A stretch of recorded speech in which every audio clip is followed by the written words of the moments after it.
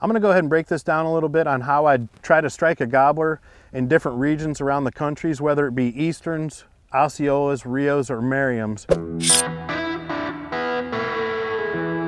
I'm gonna start with the Easterns because that's what I'm used to hunting, that's where I'm from. And basically, when I'm running and gunning or just covering ground trying to locate one, I'm just gonna start off yelping and build into some cuts and just get aggressive and try to pull that gobble out of them.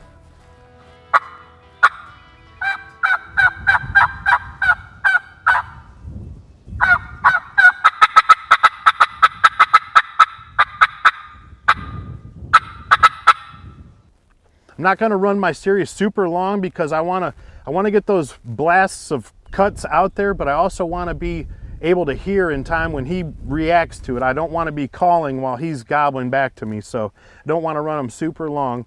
I'm gonna do the exact same thing if I'm hunting Osceolas down in Florida. Just those hard aggressive yelps and cuts.